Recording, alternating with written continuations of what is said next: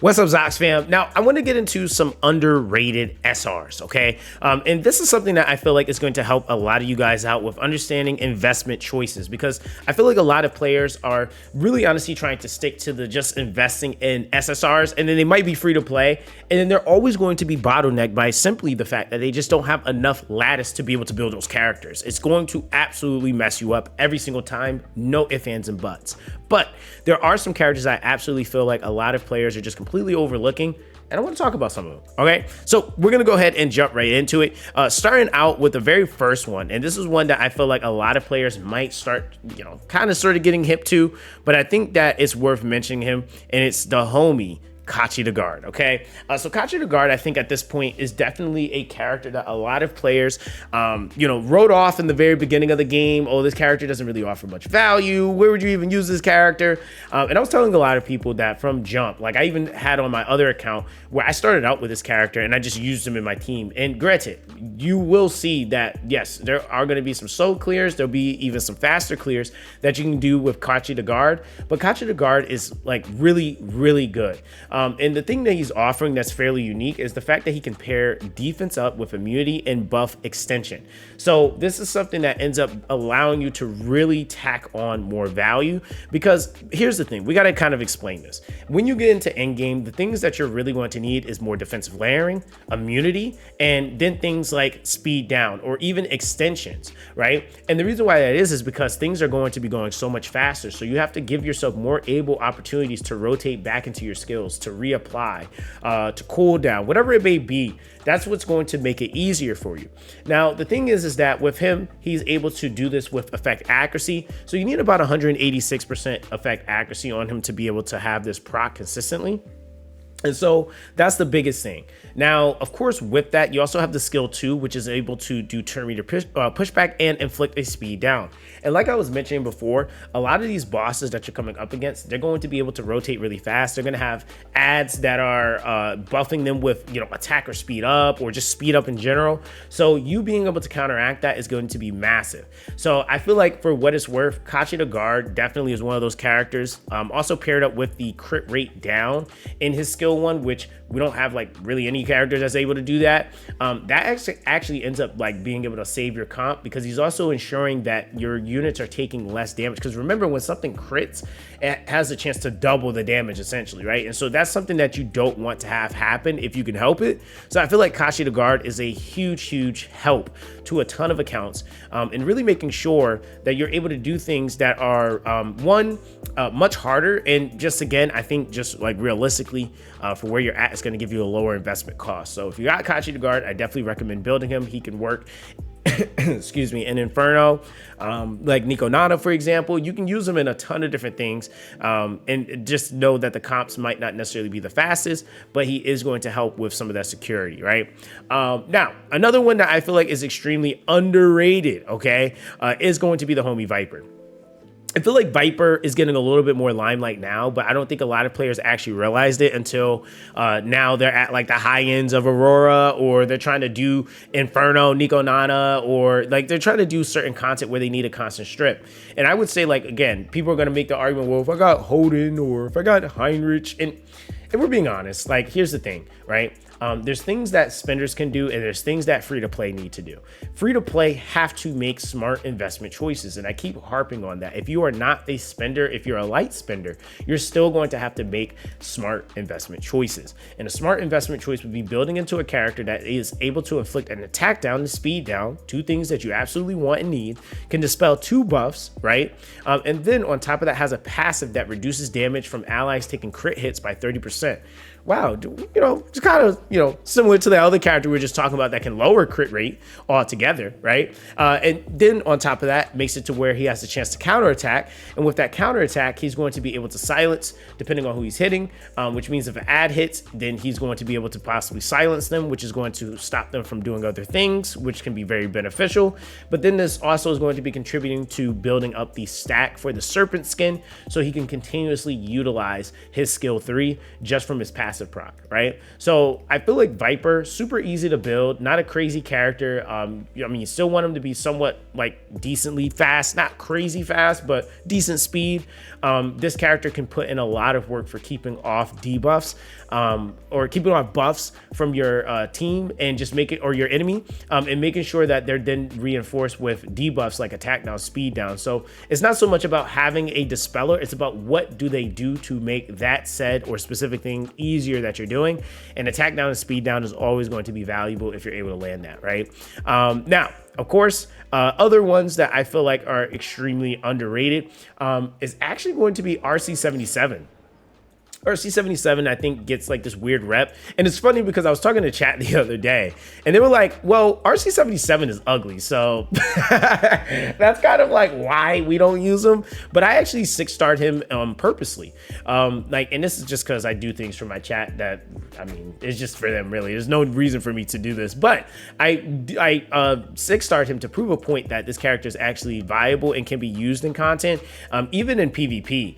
And so that's what I did, right? I actually built up this character some. You have the chance to stun a single target with the skill 3, but then also, again, you have that opportunity to also inflict attack down and speed and defense down, right? So that's super, super beneficial. The skill 2 is actually really nasty as well, because remember, the thing I'm looking at as well is when I'm applying a debuff, I'm also trying to enforce it so I can, or reinforce it, or make it last longer. This is the same thing I'm trying to do with buffs. Characters that can extend buff durations or extend debuff durations are going to be extremely valuable and just really, really good. So with RC77, he's able to, with the skill 2, he's able to push back turn meter, and he has a chance to extend all debuffs by an extra turn. So this being on a 3-turn cooldown is massive. He can get his skill 3 down to a 4-turn cooldown as well, but 3-turn cooldown on the skill 2. And then he has something that's actually fairly unique, which is the ability of being able to increase his accuracy by 40% with the skill 1. So it makes it to where this character is basically like making it more of a guarantee to try to make sure that it's inflicting the stun, the attack break, and the defense down, and as well as being able to push back. The only thing that really mitigates that is immunity, right? So as long as, again, like I showed you guys before, if you have strippers and you got this character going, you can absolutely do some work. So definitely feel like RC77 from the SRs, extremely underrated, man. Extremely underrated.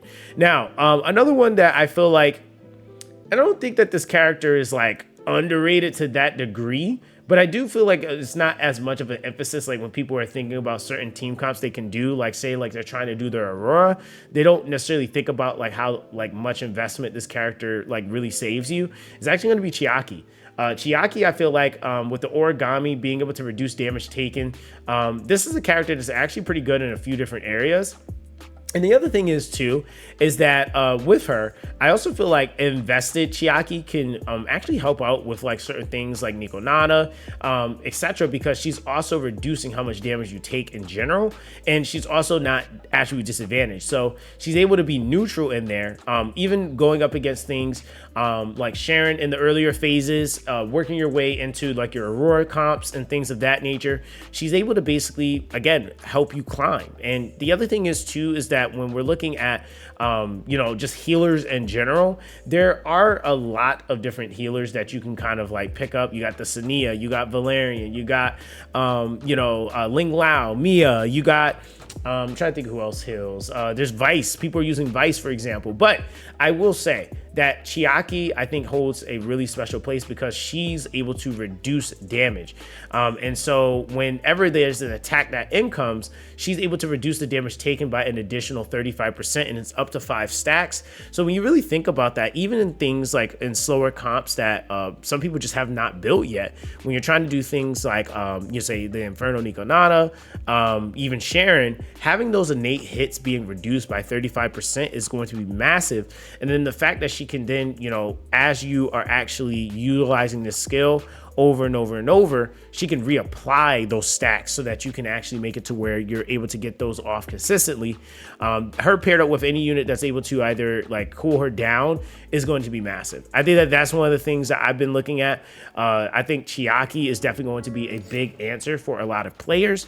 And I think she's underrated. I actually think she's very, very underrated, because I don't think a lot of people are realizing, like, dude, if you actually were to manipulate the Origami Guardian more often, that definitely would help out a ton with just keeping this character alive, and anyone that she actually is applying that Origami Guardian to, right? So that's like kind of the biggest thing. Now, with that, okay, I will say that outside of that, I think everybody else is pretty okay, like, or pretty well known. The only other one that I'm kind of looking at for some stuff right now is actually Mizuki. I feel like Mizuki is actually a unit that's providing something that I don't think a lot of players have really fully built into understanding how she works, so they don't get like, okay, where can I actually apply someone like her? Defense up with dispelling, and then also being able to scale herself off of her defense. Now, the thing about this is that bosses constantly, and if you even look at the new character that's coming into the game, one of the things that she does is she's actually dispelling, and then she's doing damage, right? So, and defense breaking, right? So she has the chance to just steal buffs. But Mizuki is able to give you some of that same value, because what she does is a ability called retaliation, and she increases counterattack chance by 100%, and when countering has a chance to apply wound for 1 turn. But remember that what she's hitting with is a skill that has a chance to dispel buffs. Now, one of the things that is going to be required for this character, though, if you really want her to work, is to skill invest in her, right? So you're gonna have to invest at least in that skill 1 so that you can get that dispel buffs chance to 50%. So when she's in the retaliation form, you're gonna be able to get that counter off, and you're having more of an opportunity to actually strip properly. And the other thing is too, is that when you're looking at that defense up, this is a unit that scales off of defense. So you're just building into that bulk of her, maybe making her have a little bit more rotation prowess, so maybe a little bit of speed, so she's not so slow, but she is going to be a unit that is intended to be getting hitted. So it's going to make it a lot easier for her to be able to dispel. Now, the other thing is too, is that I would say out of the SR, she's definitely a high investment SR, because even her level 5 on her skill 2, at the start of battle, she can immediately start with 2 turns of retaliation, making it to where if somebody is faster, she's already going to start putting in work and stripping, landing wounds, so now they can't heal, right? And then for the reduction of the skill cooldown on the skill 3, I think that's all going to be necessary. So I would say, for really what it's worth, Mizuki is a high investment character, but I feel like as soon as people actually get her built, she's going to be able to handle herself very, very well against a lot of the fights where you're having bosses having a ton of buffs reapplied to them that are making it really hard for you to upkeep and just keep up with removal of them, because not only is there the AoE dispel, but then if they hit, she has a chance to counterattack them, and with this, it's a 100% counterattack.